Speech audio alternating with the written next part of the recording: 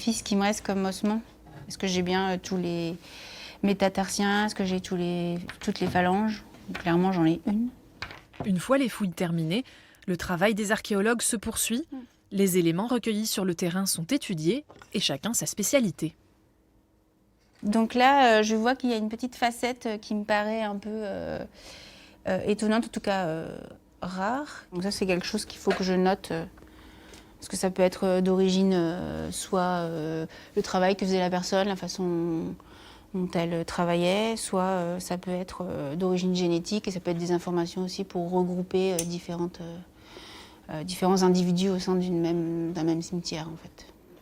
Ces os viennent d'une fouille effectuée l'an dernier sur le cimetière d'un ancien couvent du XVIIe siècle à Pithiviers.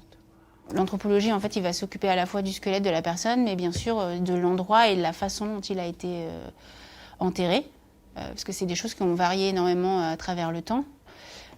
Et donc, on va regarder comment est creusée la fosse, comment elle est aménagée, est-ce que le défunt a été déposé directement dans la terre, est-ce qu'on peut voir des traces de linceul, est-ce qu'on a un cercueil avec des clous, sans clous.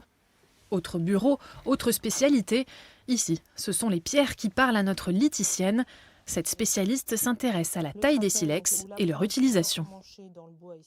Chaque petit enlèvement correspond à un geste du tailleur.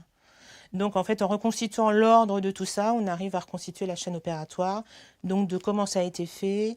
Et il y a des choses très caractéristiques en fonction des périodes et c'est comme ça qu'on arrive à dater les choses en fait.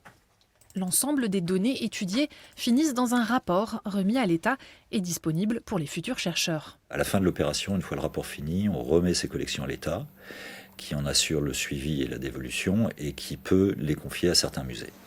Depuis 2004, l'INRAP a perdu le monopole sur le marché des fouilles préventives. Désormais, les aménageurs peuvent choisir entre les collectivités territoriales, l'INRAP ou des entreprises privées agréées par l'État pour mener ces fouilles. L'image classique qu'on a, c'est celle de l'archéologue qui empêche les chantiers de tourner. Ce qu'il faut savoir, c'est que, alors ça change d'une année sur l'autre, mais grosso modo, chaque année, la DRAC ne prescrit que 10% des projets de construction qui lui arrivent. Sur ces 10%, on réalise des diagnostics et il n'y en a que 10% qui donnent lieu à une fouille. Donc 10% de 10%, ça fait 1%. En 2018, l'INRAP a effectué près de 2000 rapports de diagnostic et réalisé 225 fouilles préventives en France.